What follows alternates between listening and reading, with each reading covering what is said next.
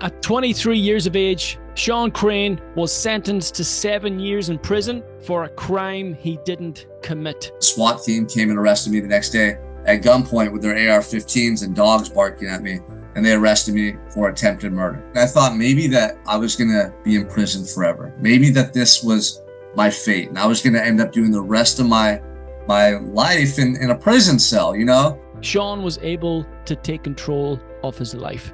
He completely transformed his mentality, his routines, and the results he got in his life. And I started looking back on those 23, 24 years, and I didn't see anything that made me proud of who I had been. There was not one thing that stood out to me that made me feel good about the way I'd lived.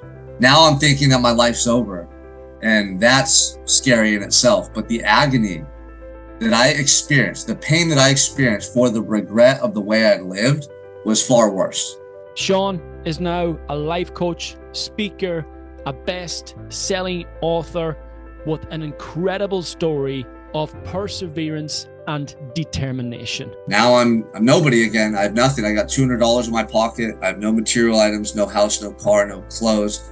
I'm staying in a trailer on my aunt and uncle's property. So I was immensely grateful, and I was around family, and that helped me so much, you know, but there's this hidden fear inside of you that you have to conquer all over again. So Sean, I was looking through your Instagram, and the first thing that struck me when I came across your page was that you spent 2,007 days in prison developing an unstoppable mindset. And I want to sort of bring it back to your life before prison, before that experience. What did that look like, and what type of man were you before that?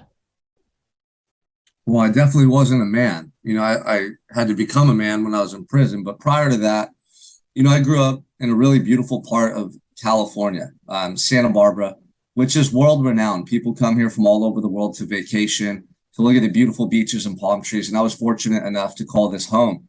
And so I grew up, you know, with a really, you know, seemingly innocent life.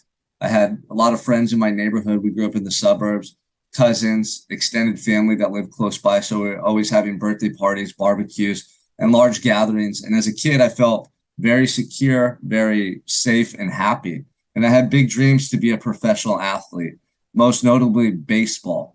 Man, I was obsessed with baseball. I would watch Sports Center on TV before school. I'd go to school and play sports at recess and just, you know, draw my little notebook during class, like plays and things I wanted to do. And then I'd come home from school and either go to practice or play with myself or my friends in the street, basically until dark. And every day I was just, you know, pursuing this thing in my heart that I wanted to be, this just calling that I had.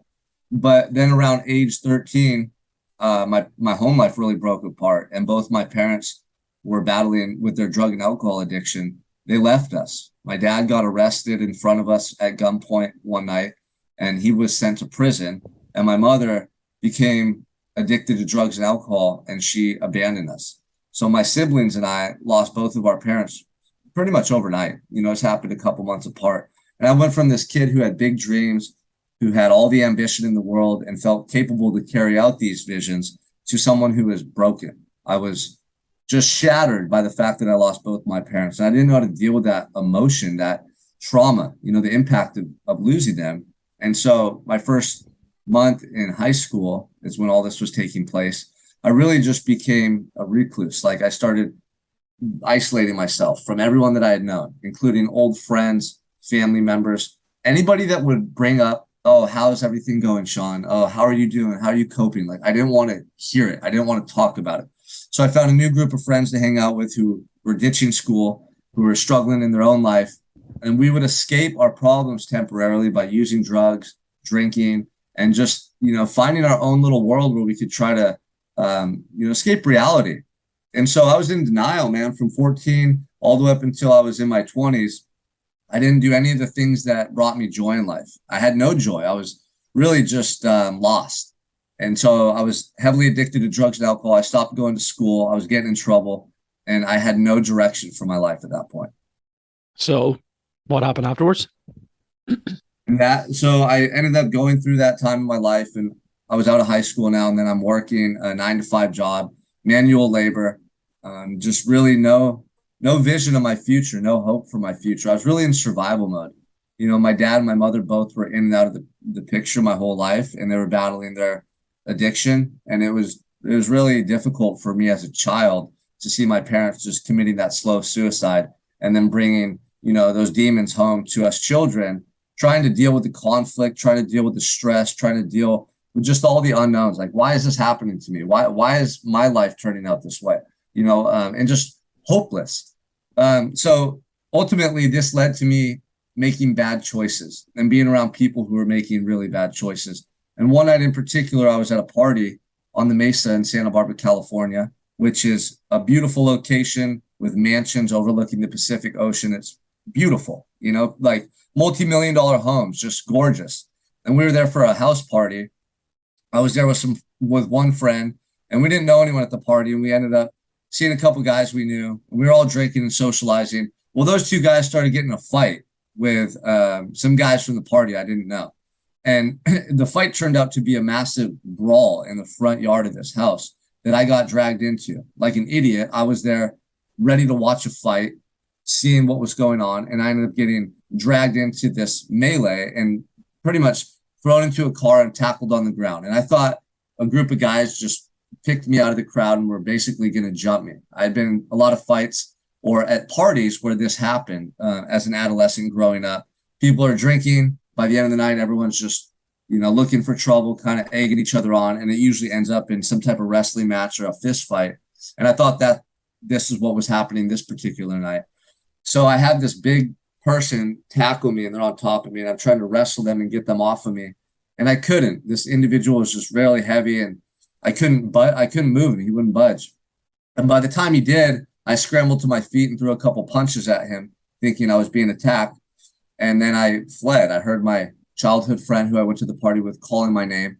And as I went towards him in the street and everyone's dispersing from this fight that just took place, he looks at me in horror and his eyes light up. He's like, Sean, you're covered in blood, man. What the hell? Just like that. And I look down and my arms and my face and everything is covered in blood and it's just dripping off of me. I couldn't believe what was happening. I really couldn't make sense of it because it was just such split second, moment to moment at that point. And so he took off running and I followed him. And then I heard sirens coming to the party and all these people yelling and all this commotion. And the cops arrived and we actually left and went back to his house. And the next morning when I woke up, I knew something bad had happened. I knew that this wasn't just a fist fight and the amount of blood that was on me. Somebody was seriously hurt. But the night prior, once we got to my friend's house, I was so heavily intoxicated, I could barely walk, let alone try to make sense of what had happened. And I just ended up passing out on his floor. The next day when I woke up, I Googled in my phone fight at the Mesa, and it said 2 men were stabbed last night at a fight on the Mesa, and one of them's in critical condition, and he's in a coma. And right then and there, my heart just sank. I knew that something bad had happened. I knew that there was going to be repercussions. And in that moment, I thought that the police would come and look for me to try to question me about who stabbed these individuals and what was my involvement and try to really get me to maybe give them information or tell on the people who committed the stabbing. I never thought in a million years they had pointed at me as the main suspect, but they did. Everyone at the party came out once the altercation was already taking place. Whatever happened, whatever stabbing took place, no one saw that. Everyone at the party came out and they just saw this guy on top of me wrestling around with him and then getting up and throwing punches towards him and then leaving the scene. And he stayed face down on the grass and he had been stabbed so many times he was bleeding. And he literally died 3 times on the way to the ambulance. They had to use the defibrillators to bring him back to life. And he was in a coma and no one thought he was going to make it. So this was a very serious situation. And the cops and the forensic unit and the SWAT team came and arrested me the next day at gunpoint with their AR-15s and dogs barking at me. And they arrested me for attempted murder. So you're brought into custody. And then what? Well, yeah, I mean, that first 24 hours is just like a shell shock. It's surreal. You can't believe what's happening to you. It feels like something out of a movie or a nightmare that you think you're going to wake up from. But I didn't wake up. They booked me into the county jail. I was coming off all the drugs and alcohol, so my body was in agony. Mentally, I was just so broken. I didn't know what was going on. And I was just awaiting my first day in court. And a couple of days later, they took me to court and I walked in and I was shackled up at the wrists and ankles.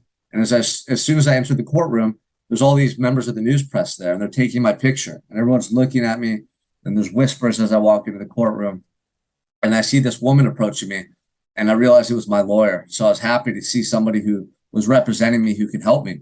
But she only said one thing to me that day. She said, look, the judge and the DA are up there. They want to change your charges. They want to change your charges to homicide because the victim's in a coma and they don't think he's going to survive. And at that moment, I was in disbelief. I couldn't even grasp the severity and the reality of what was taking place. It almost felt like I was having an out-of-body experience where it just felt so surreal. Like, this can't be fucking happening right now, you know? And nobody thinks they'll find themselves in that situation. You see it in movies, you've read about it in books, or hear it from through third party and other people who've been through it, but no one ever thinks they could be in that moment. And so I sat there, man, in just such disbelief. And I went back to my cell and I was just alone. You know, I was in this small little 6x8 cell where I stayed for 23 or 24 hours a day. And I had nothing but time to think and reflect about my life. And at that time, for a split second, I thought maybe that I was going to be in prison forever. Maybe that this was my fate. And I was going to end up doing the rest of my life in a prison cell, you know? And I sat there, man, and I just reflected on the life that I'd lived to that point. And I started looking back on those 23, 24 years, and I didn't see anything that made me proud of who I had been. There was not one thing that stood out to me that made me feel good about the way I'd lived. Now I'm thinking that my life's over, and that's scary in itself. But the agony that I experienced, the pain that I experienced for the regret of the way I'd lived was far worse. Because I had control in that moment. I could have done something with my life. I could have been that person I wanted to be. I could have lived differently. But instead, I let the issues at home affect me and how I showed up in the world. I never acted as my true self. I never played sports in high school. I didn't go after my dreams. I didn't show people who I really was. I held back. I hid behind drugs and alcohol, my pain, and I wasted all my life. And so I had to sit in that pain of regret in that cell, and it just ate me alive. And day after day, you know, I was feeling this regret, this depression. It was just tormenting me. And so in that cell, I was completely distraught, you know, going through such internal strife, man. Most people can't even understand what that's like. But imagine if you went to the doctor and they said you had a brain tumor and your life was over, right? Like, how do you react in that moment? Where does your mind go then? Or if you found yourself in a predicament like mine, where you were out watching a football game, drinking Guinness, right? And some guy started fighting with you and you threw a punch and he hit his head and died. Now you're going to jail for manslaughter. Like, these things happen all the time and people take their life for granted. They take the people that they live with for granted. They have this passion, this truth in their heart that they never pursue, and they waste away, man. And that was me. Making excuses, holding back, saying I'll do it tomorrow, thinking I had more time. Well, guess what? My fucking time ran out. And then I was just sitting in that cell having to deal with the repercussions. And so that pain was worse than the thought of spending the rest of my life in prison. It was the worst pain I'd ever known. It burned a hole in my heart and soul, man. I can't even describe it to you. And something else changed me, though, in those moments. I realized that for the first time in my life, like, what was at stake? You know, what was at stake if we don't show up and live the life that we're being called to live? What is the conclusion, or what are the outcomes if we don't take action every day to be that person? I got to experience it firsthand. And the way I interpreted that situation and those events was literally like I was dying. Like, I felt like I was just dying. Like, my life was over. And what changed it all for me was getting the second chance. And so that second chance came in the form of an internal shift that took place. You know, I stopped being a victim. I made a choice right then and there in that cell that no matter how much time I ended up doing in prison, I was going to fight to be the person in my heart I always wanted to be. And I think this is the main battle that we all face in life. It's who we want to be versus who we're settling for. Everyone settles for a lesser version of themselves. Everyone settles for mediocrity. Everyone does less. Everyone holds back. And they don't know what's at stake. They don't know that they're going to get to the end of their life and pray to God and scream out to the universe, please give me a second chance. I wish I would have tried harder. Like, there's no do-overs, but people are living like there are. Like, this is some rehearsal, and it's not. And I got to experience that firsthand. So in that cell, when I felt this pain, something inside of me just wouldn't let me quit. It wouldn't. It was just this fight to persevere and overcome the situation And partly because I knew I was innocent, but also because of all those wasted years, I wanted to make it right for that person. There was something inside of me that felt like I could seek redemption to like validate that person's choices, or to make it okay for that wounded, broken kid who got dealt that tough hand in life, that situation that I was put in, and make it right going forward into the future. So it's just like this internal dialogue that started playing over and over. And I made two promises to myself in that cell. And this came after I got a phone call from my lawyer. So one day I called my lawyer, and I was still hopeful that they were going to find some information, or a new witness would come forward and they'd be like, hey, Sean didn't do it. Like, this guy did it, or something, and they'd let me out of that cell. I was delusional, right? And so he told me, he said, Sean, look, you're going to prison. That's a fact. We're not going to be able to change that for you. As of now, it's just a matter of how long you're going to prison for. And in that moment, man, I just felt so defeated, because up until then, I was still a little hopeful that I was going to get released. And when he said that, I went and just sat in my cell on my bunk. And I remember I was just in silence. I was just in this deep thought and this reflection. And in that moment, something was ignited inside of me, like this spark. And I'm like, I'm going to fucking fight this. Like, not fight it in court. Like, this was a spiritual fight that I had been losing my entire life. It was a spiritual battle, right? Who I wanted to be versus who I had been settling for. And I said, that guy's dead. This person I've been settling for, he's dead forever. I'm going to be my best self. This person, my heart is calling me to be my whole life, in every moment going forward for the rest of my life. And it doesn't matter if I'm in prison for 50 years or I get out in 5. This is who I am from this moment forward. Nobody could ever take that from me. It was a promise and commitment on the deepest level you could imagine. And the second promise I made was that I would never touch drugs or alcohol ever again. Because drugs and alcohol had ruined my life, ruined my family's life, my parents. They killed so many people growing up around me. And I knew that I could never again touch another substance if I had a chance to persevere and get out of that cell. I had to make these promises to myself. And that became the foundation of my growth and my redemption. And from that moment, I never looked back. And it changed my entire life. And from there, I went through a lot of shifts and transformations psychologically, spiritually, and everything I was doing. But it was that promise and that commitment to myself that set the tone for the rest of my life. Unreal, man. It's the power of that silence, isn't it? The power of being in isolation for a period of time. And you've got no distractions, no noise, nothing. All you have is you and your mind, and those demons just come to life, don't they? And it's up to you then in terms of, okay, now I hear you, now I see you. Okay, am I going to fight this, or I'm going to die, or I'm going to lose, or they're going to completely consume me to the point where I can't take it anymore, and I'll have to find a way out. And that's a decision you could have made as well. You could have said, fuck, I can't live like this anymore. And you could have easily gone the other way and attempted to end it all, which so many men do. And I think that's where you were at that point in that prison cell, is a place where a lot of men have been in their lives, or certainly a place that they will be in their lives at some point. And that's where you have a choice to make. And unfortunately, a lot of men take the choice of least resistance, let's call it, and just bow out of this life, for want of a better term. What do you think it was within you that averted your mind to going forward and fighting it versus succumbing to the I can't imagine the huge amount of anxiety and grief and pain that you felt at that point? Yeah, well, I mean, first of all, deep down in my heart, I knew who I wanted to be my whole life. Most of my life up to that point, I hadn't been living as that person. So I had a lot of guilt and shame behind that. And I wanted to make it right, for me on a personal level. Like, I couldn't go out like that. It all started with me just wanting to be able to find a moment of peace, or just a moment where I could be okay and content with who I was, to be able to look in the mirror and be proud of who I was, and to vanquish those demons and those negative thoughts that were plaguing me. So that's where it all started. I just felt like I had to fight and give it a shot, man. I couldn't go out like that. I was young. I was 23.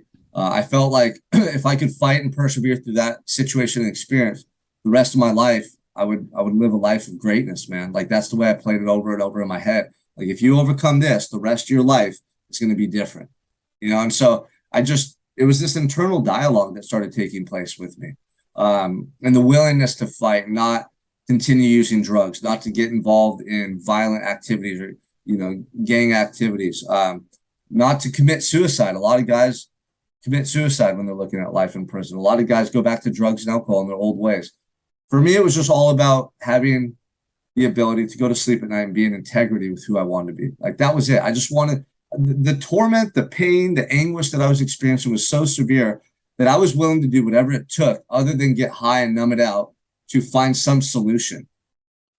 That was it. And so the solution was me living in alignment with who I knew I wanted to be and being that person and letting go of the past and being willing to talk about it and accept the things I went through and no longer run from them, but understand they were a part of me. That was my story. That was my life. I couldn't hide from it any longer.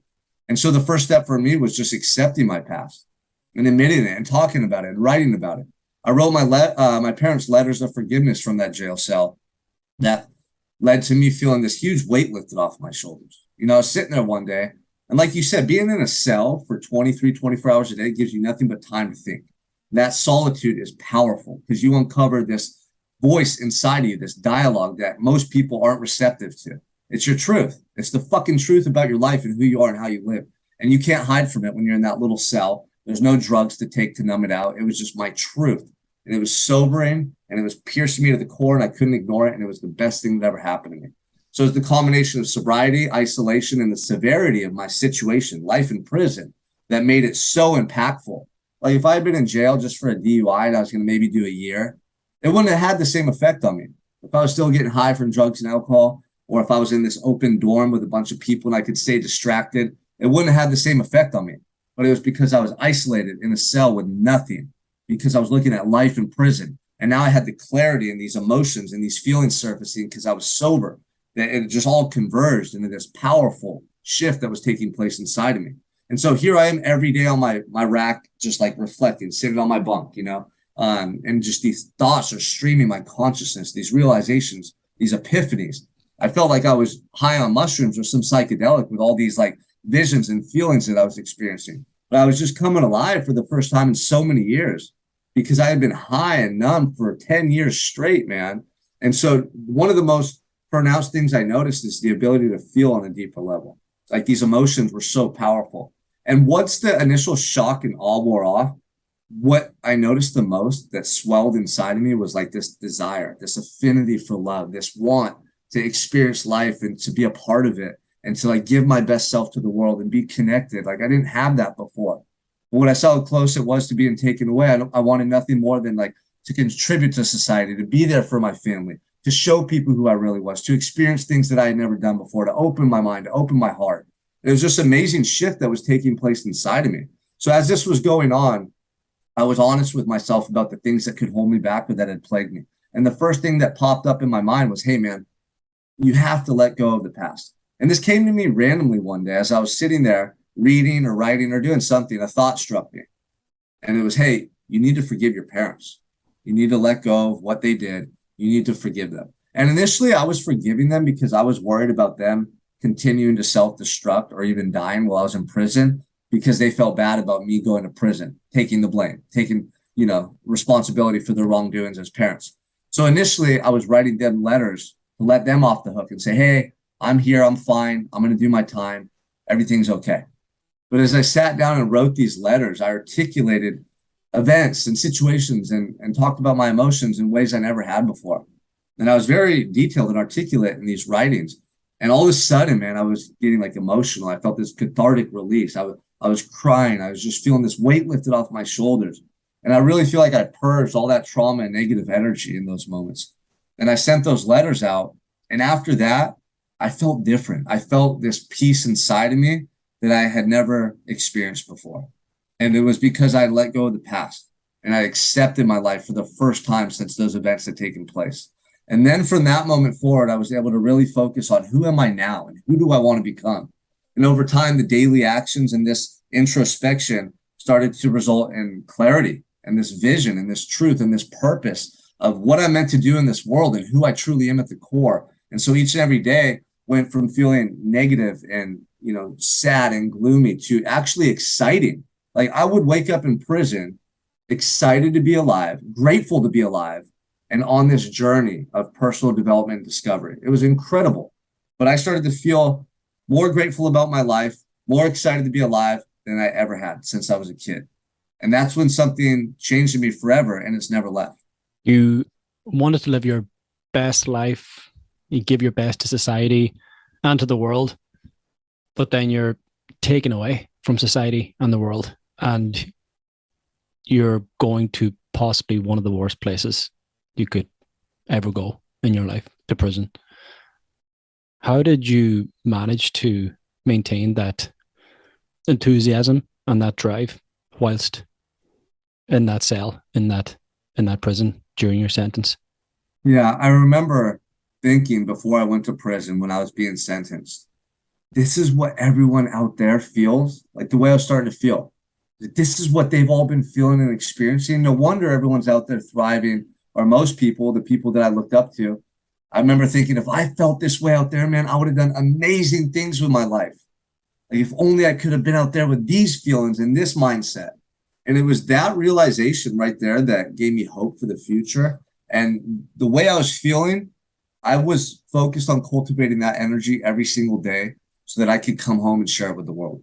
That was the beginning of my purpose. Like, man, the way I'm feeling, I got to share this with people. I got to let them know like what I'm going through. I want everyone to feel this way. The world will be a better place. My family will be better off. Like I could have such an impact on people's lives if only they felt what I'm feeling right now. And so that became the catalyst of me showing up every day, developing habits, staying disciplined and focused, no matter how sad I became, no matter how lonely, no matter, how far off it seemed. Every day I had hope because of that feeling. So I started waking up and just creating my own system or a set of routines that allowed me to hold on to that hope and like cultivate that energy internally so I could experience joy and fulfillment on a day-to-day basis despite being in prison. And ironically, being in prison where everything is negative and all the colors are black and gray and stainless steel and there's nothing beautiful about prison, but ironically, it's the perfect setting to tap into that inner like strength and resolve we have within and to cultivate the person I needed to be successful in life in general.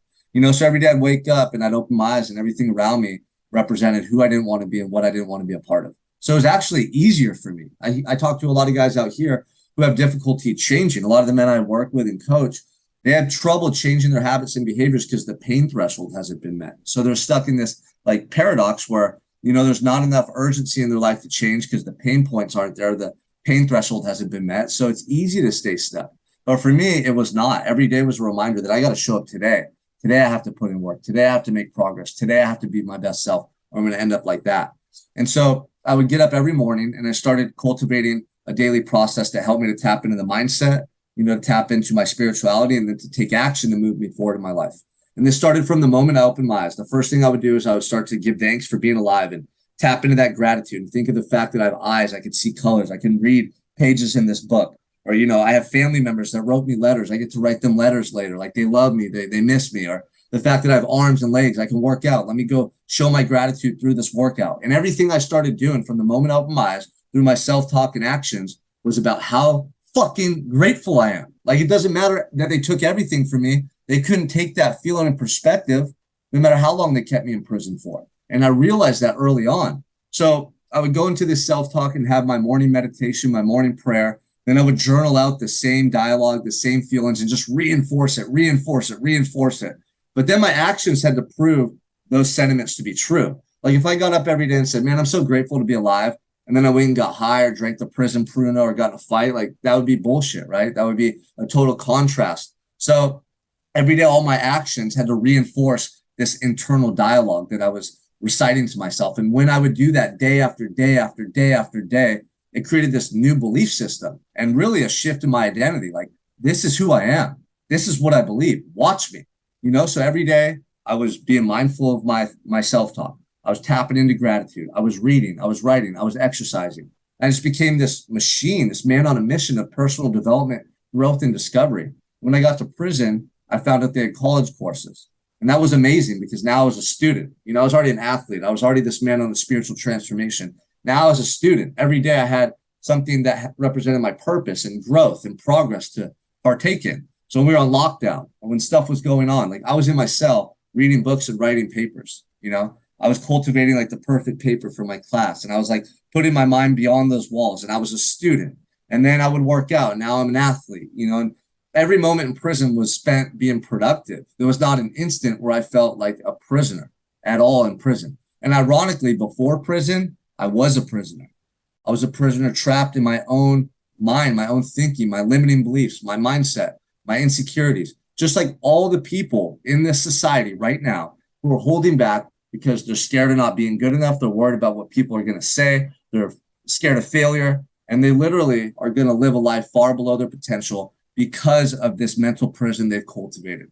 And they don't realize it. And so I was sitting in these cells at these different moments, realizing, wow, I was a prisoner my whole life. And now I feel more free than ever before. Like, how ironic is that? And when I had those realizations, man, like I felt like I could die right then and there. And I had found the secrets to life and that like I'd figured it out. Like my life was complete. Everything since those moments has just been a bonus for me. It's been icing on the cake. Now I get to raise my beautiful children, be here with my wife, coach men and share these topics and these lessons with them, write books, travel and speak. This is all just a blessing. I felt in that moment in those prison cells when I unlocked these truths within me and I acted them out that I had literally figured out the secret of life. And I was overwhelmed by peace and gratitude, man, every single day in there. Man, it blows my mind to be able to share that now because of how absurd that sounds. But there's something very interesting that takes place when you experience extreme adversity and suffering and pain. Like, there's this spectrum. And on the one end, it's like extreme pain and suffering and just agony. And you hear stories of people who have gone through the most horrific things, Nelson Mandela, Viktor Frankl, guys who have been in prison and guys who have gone through hardships. But then you see on the other end of the spectrum, like they're able to experience extreme enlightenment and peace and like this inner gratitude and self-love because they've been to such extremes on the other end. And I feel like that's what happened to me. Most people live in this area right here, which we call the comfort zone. There's not enough pain. There's not enough to like get you tapping into the true core of who you are below this surface level bullshit that everyone gets stuck on. And for me, I was able to. And so I just feel and live differently now because of that. What was your greatest test in there? The greatest test. I mean, in prison, probably just that moment where I made the choice that I was going to fight. Prison was a blessing for me. When you asked me that, my initial thought is like the test, like the test was getting to that moment and just getting that opportunity. It was an opportunity. Did you receive any pushback, any violence, there's always negativity? Anywhere you go in life, yeah, there's going to be pushback. There's going to be people that say stuff. There's going to be people who don't like you for who you are and what you represent. But there was nothing that was strong enough to deter me. I mean, growing up, seeing both my parents kill themselves slowly but surely. I lost my mom when I was in prison. I lost my grandmother. Countless friends died. Like there was tests. But once I just made that promise to myself in the county jail and made that commitment that I was going to fight for the rest of my life, all of those things were, they were circumstantial. Like I was on a purpose-driven mission. So stuff's going to happen. But the core of me and who I am and my essence, like wasn't going to change. My whole life, I had been the opposite. I had lived my life based on external circumstances, what he said, what she thought, how I should be for other people. What if I fail? What if, like, it was just this fear and doubt that plagued me, So, I mean, the tests are what open you up to the opportunity for growth. And I embraced the test. Once I got through that first stretch of 8 months in the county jail, there was always tests, but I started recognizing those were opportunities. So I just used a different word to describe the same event, right? These things would happen. And when I embraced them and reflected on them, I could learn and grow through them versus allowing them to defeat me and staying angry or resentful, which would keep me stuck. So every new prison I went to, there was a test. Every couple of months when someone passed away, there was an event in prison, it was a test. But all the while, I just kept moving forward. And I look at my life as either, opportunities or moments of adversity that provide, learning lessons. So I tell people all the time, there's nothing bad in life. It's either a good thing that happened to you that you've been preparing for, that the universe brought your way, or it's a test. That's it. Everyone says, oh, it's a bad situation. I can't believe that happened to me. Like, no, that's happening for you. It's a test. If you open your mind up to the lesson that can be learned and you take from it and embrace it what you can, you're going to be better off because of it. But if you look at it as a negative or say, oh man, that guy was a jerk. Like, why'd he talk to me like that? Or, oh, why'd that happen? Like you're closing your mind off to the opportunity there. Were you presented with an opportunity to help others in prison as you help men today? Yeah, so it's crazy, man. The first 3 years, I didn't want to talk to anyone. So I was very conscious of like protecting my energy and my mindset. And I think that was also because I was still vulnerable. And I felt that if I socialized with people too much, maybe there was this hidden fear that I would end up going back to my old ways. Like I had to prove it to myself long enough to know definitively this is who I am and I'm never going to change. And so about 3 years in, I was just feeling so like sound and solid in who I was. Like I had reinforced these beliefs thousands of times through action, through self-talk, just every day through repetition. And I remember I felt like, okay, maybe I can share this with people now. Maybe I'm in a position where I can give back to some of these guys. And it just so happened that I was in a drug and alcohol program in prison where you're required to speak and share about your journey. And so I started doing so. By that point, I wasn't ashamed of who I was or what I had gone through. And I was willing to get up in front of other inmates and talk about it. Whereas most of the guys wouldn't. They would shut down, they were quiet, they didn't want to participate.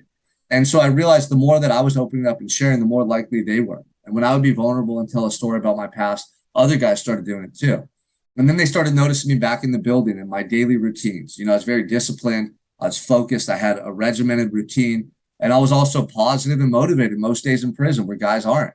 And so they started approaching me and asking me questions about my discipline. Or Sean, how are you so positive, man? How are you like so focused on being such a good person in here in prison? Aren't you like sad? Don't you get upset some days? Or they wanted to work out with me. They saw that I was in good shape and they wanted to lose weight, build muscle, just something. There was something in them that they wanted to change. And that's when I started working out with these guys, getting them to take college courses and really mentoring dozens of other inmates in that time. And I'll never forget, I just had this moment of clarity where I thought, damn, this is my purpose.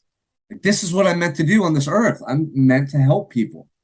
And it was just as clear as day, man. It was like my purpose was just unveiled to me right there in that moment. And from then on, I knew definitively that I was going to come home and serve people and share my story and make an impact on this world. And that's been my main focus ever since. Mm-hmm. I get the sense that you reach that point where you feel, as you said, solid in yourself after 3 years. What is that? About 1,000 days, let's call it. But now you've got another 1,000 days to go before you can leave prison. And the sense I get is that you have this urge, you want to break through those walls and create a massive impact on the world with all that you've learned and all that you've grown and developed from in your own experience in prison. Was it difficult to endure that time, the length of it? Or did Yeah, you again accept it? one of the things that I've been blessed with is the ability to have amnesia. Like I don't care about what I did yesterday and I'm not focused on tomorrow. Like I'm just in this moment. And prison teaches you that because if you think too much about the day you get out and you're like really like thinking about it, it causes you to feel anxious, angry, depressed. Like it creates a lot of negative emotions because you're focusing on something beyond your control. And so what I learned when I was fighting my case in the county jail and then just my time of incarceration was how to live in the moment and just focus on what I could control. You know, it's the ultimate test because our minds wander and we want to be forward into the future at a new date, or we want to go back and fix something in the past, or we're dwelling on it. But when we do that, it just creates either anxiety about the future or depression about the past. And that's what I went through in the county jail. And the only thing that helped me to combat those negative emotions was bringing myself to the moment and being present and focusing on something within my control that I could give all my energy to. And so that's something I started doing each and every day, was just focusing on the moment and what I had control over and giving my best to that endeavor. And so doing that allowed me to maximize my time in prison, to get much better results than I would have if I was worried about the future or dwelling on the past. And it allowed me to really just like take massive control over my mental state and my emotional well-being as well. And that's something I've continued to do out here to progress and to be grateful for the moment, what I have, but also, you know, align myself to success in the future and who I'm becoming. Mm-hmm. What was it like finally leaving that place? I mean, it's the best day of your life, you know, but it's also scary. People don't realize this. Like it comes with immense joy. And then there's a lot of fear that surfaces about okay, here we are back out in this fast-paced world. Like now I'm nobody again. I have nothing. I got $200 in my pocket. I have no material items, no house, no car, no clothes. I'm staying in a trailer on my aunt and uncle's property. So I was immensely grateful and I was around family and that helped me so much, but there's this hidden fear inside of you that you have to conquer all over again. And I think that's always going to be a part of us. It never goes away, especially when we enter a new chapter of life and something as big as coming home from prison. Like that's a monumental moment. So initially I was overcome with joy and excitement beyond what you could expect, or what I could describe. Like I'll never forget the day I got out, my brother and sister picked me up and they bring you out in the back of this van beyond the perimeter of the prison. And they open the doors. And I remember just this sunshine radiating through the doors into my face. And everyone else stepped out. And I just stood up.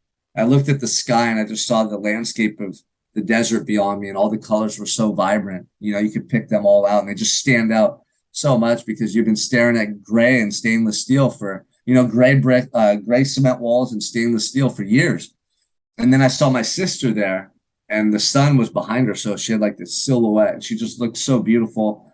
And I just yelled up at the sky, man. I just let out this massive howl.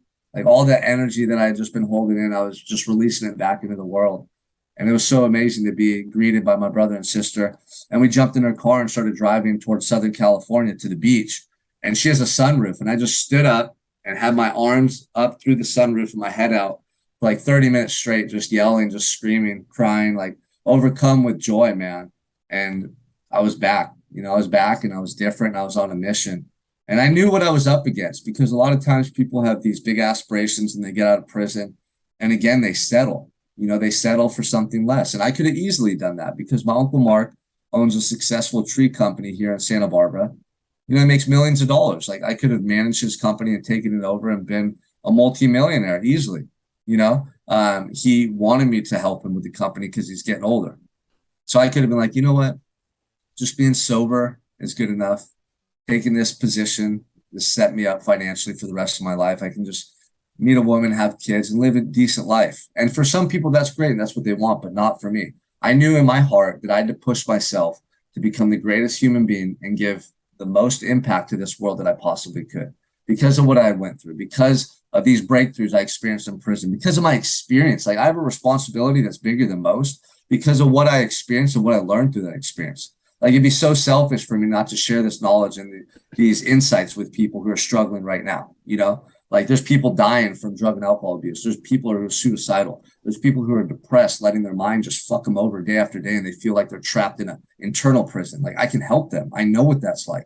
I went through that for 2000 days. I fought those demons. I vanquished those demons. Like I killed that side of me and I was able to tap into the energy and the person in my heart I always wanted to be. So how could I not come home and share that blueprint and this message with people who need it more than ever, right? That's how much I care, man. And so when I came home, I knew that I couldn't go down that route of mediocrity and I had to go out on my own and make it happen. And I did, within 2 months, I had left my aunt and uncle's property.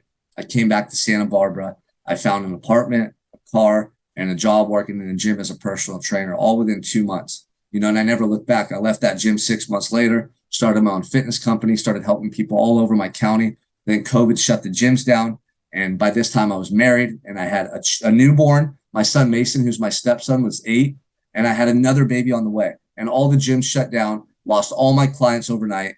And I remember I was sitting in my wife's rocking chair at 4 a.m. going, fuck, what am I going to do? Now I have a family to provide for. And I remember thinking, this isn't the way it was supposed to work. Like I was supposed to come home and have this impact on the world and be this person and be somebody.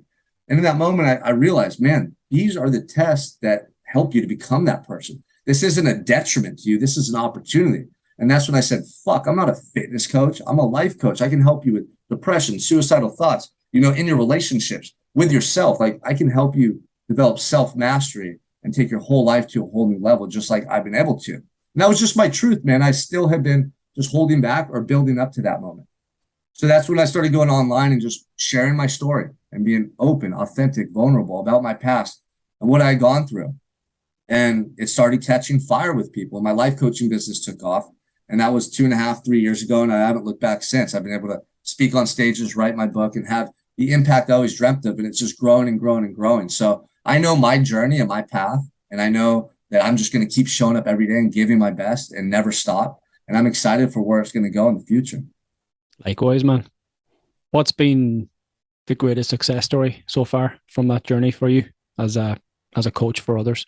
Well, it's being a father and a husband, honestly, man. Like everything else in life, the cars, the money, the success, it doesn't mean anything if you can't be in the moment and feel that genuine gratitude and love for the people you're with. Like I've been there where I've been home and I have everything I ever dreamt of. And part of me is ungrateful in the moment. I have to check myself. And it's because I'm envisioning some future success I want. And I'm putting that on a pedestal over the moment I have. Like, fuck all that. I could die today. Like, if I died today in a car crash or something, I want my wife and kids to say, man, dad was the best human being I've ever seen. He was always showing us love and with us in the moment, and he just helped us to become better people. And that's the same energy I carry over into the clients that I serve. Like when I talk to men on calls like this weekly or in my coaching program, my group coaching program, I always tell them, and I say, dude, this is for your fucking kids. Like, I don't like this isn't even about us. Like, this is bigger and beyond us, the ripple effect here. Like, you make these changes now and stop being selfish and thinking you need that drink or to sleep in or me, and you make it about your kids and their future and what they're going to be able to do because of the way you showed up now. Like, I see these men have this shift take place internally because they realize that it's not about them. And by being selfless, it's so much easier to partake in the daily actions that people call the grind and people get fatigued and tired over. It's like, you get to do this stuff, motherfucker. Like when I was in prison, all I wanted was this right now. All I wanted was to run in the morning when it was raining out. All I wanted was to change diapers and have kids to take care of. All I wanted was to be up late after being up early, like just pursuing this vision. So for me, I share the same things with my clients that work for me to this day. I get to, like, this is a responsibility and I'm going to show up every day and give my best because I got one fucking life and I'm not going to waste it. Mm-hmm. Can you tell me about Mason? Man, we were at his game last night. See, this is what it's all about right here, man. This is everything I just shared could be summarized in this story. So when I came home, Mason was 7 and he didn't really have a consistent father figure. And he had a lot of emotional things that he was going through because growing up as a boy without a father in your life is one of the most difficult things you can endure.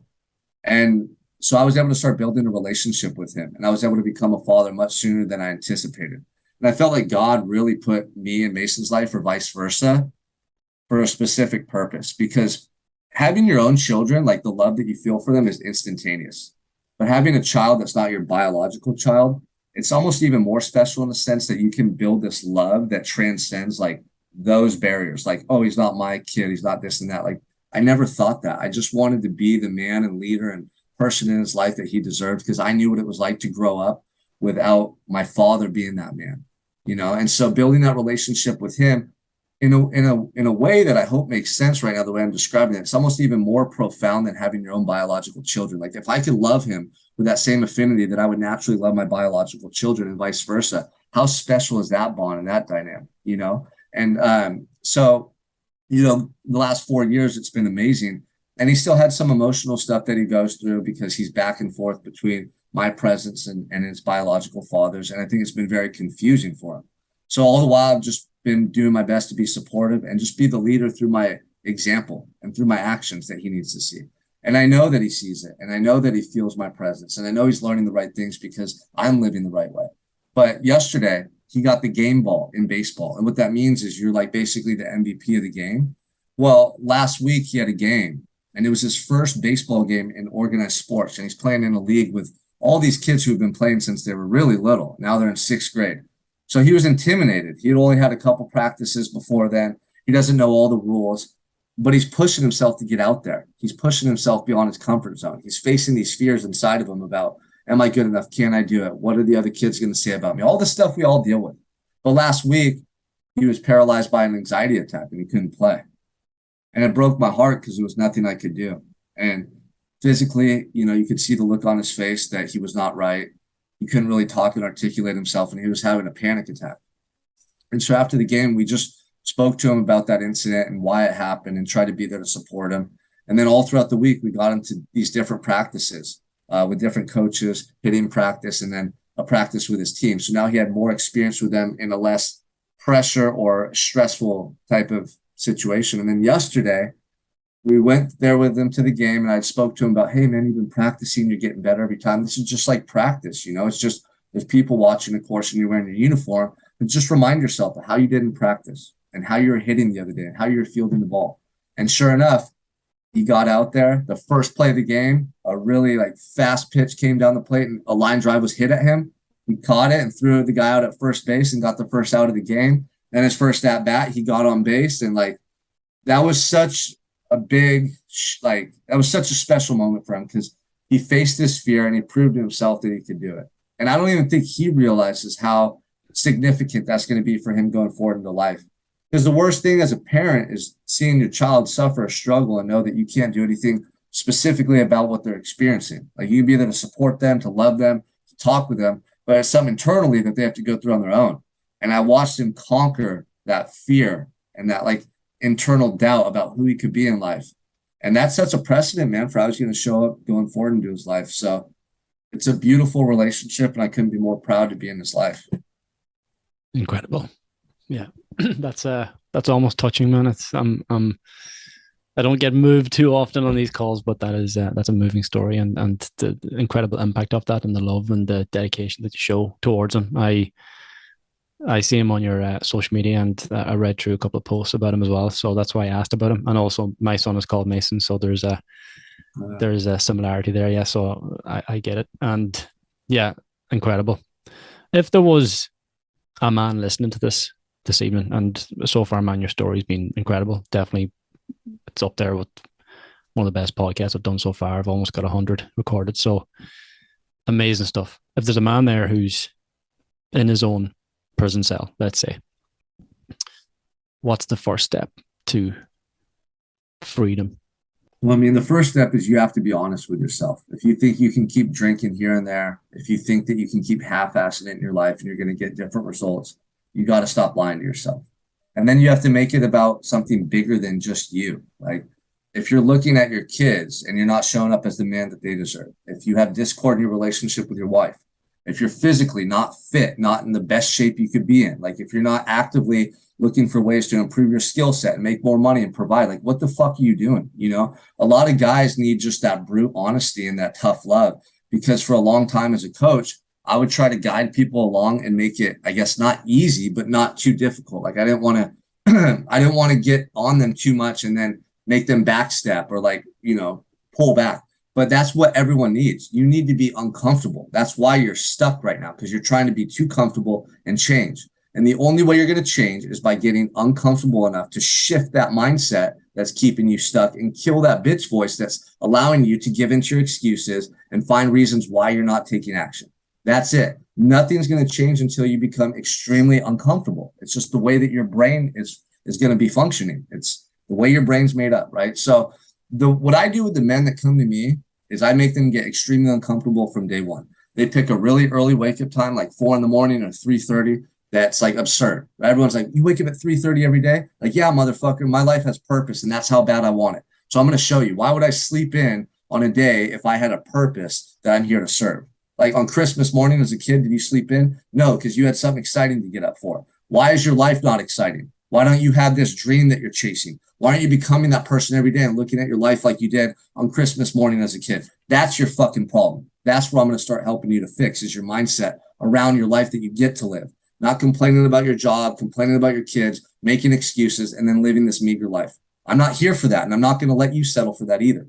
So I hold these men to the standard that I hold myself. And I talk to them just like I talk to myself when that inner bitch is trying to take over, when my excuses are trying to take over, when my negative self-talks try to take over. How do I vanquish those thoughts? How do I stay focused? How do I stay grateful? Right? So I share all that with them. So I make them get up really early, work out every day, and then I teach them how to follow a strict nutritional approach that requires discipline. Like if you find pleasure in eating shitty food, like that's a lower level self, right? Like if you're purpose driven, you don't find your purpose through food. You find your purpose through creating and becoming, not consuming, right? So there's a big shift that takes place. And those three things I've found that have a massive impact on one's ability to form discipline and then eventually their confidence and belief in themselves. Because if you can get up every day at 4, no matter what time you went to bed, no matter what your excuses are saying, work out and push your body and get through something difficult, that always results in you feeling better after and revving up that internal engine and like elevating your internal state through movement. And then you can be disciplined throughout the day when everyone's eating chips and Subway and sandwiches and pasta and all this crap. and you eat food that fuels you, that drives you to become that person, that provides clarity, everything you're doing is an investment in yourself. And those disciplines are an act of self-love.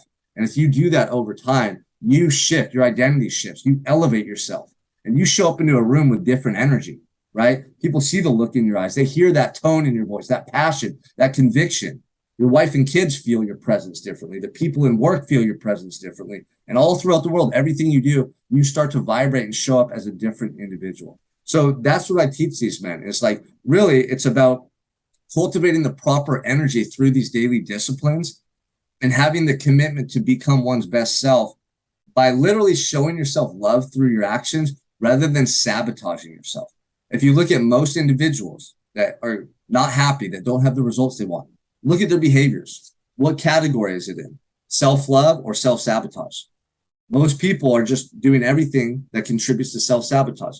Sleep in, eat bad food, smoke weed, drink, complain about your life, argue with your wife, be mean to your kids. Like, you're doing everything to make your life worse.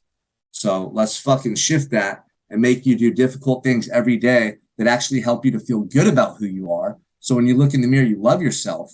So then you can share that love with your wife and children and everyone you come into contact with. Mm-hmm. Did he survive? Yeah, the victim in my case. Mm-hmm.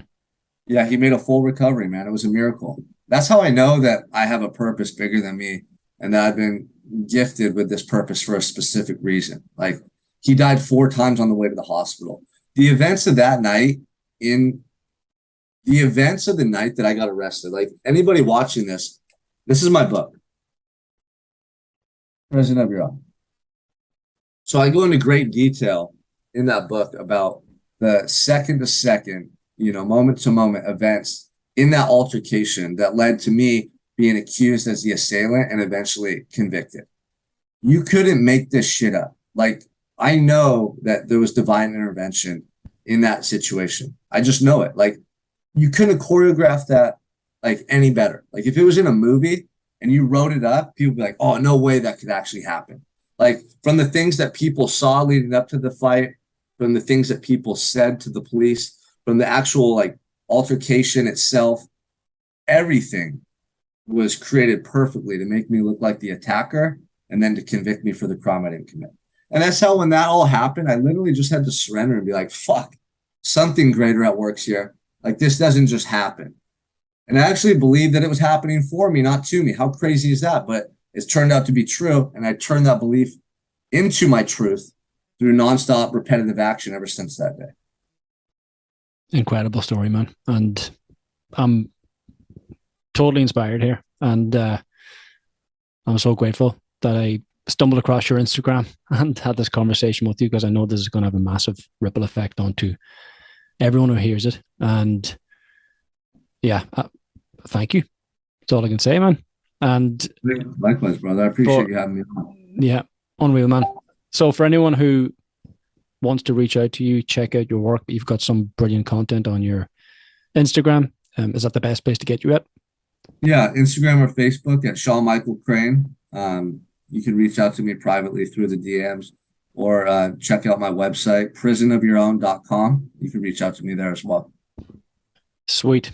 Thank you so much. All those links will be below in the show notes, everyone. So go check it out. And yeah, be inspired all the more. Thank you, Shawn. Keep up the good work. Right on, brother. Thank you.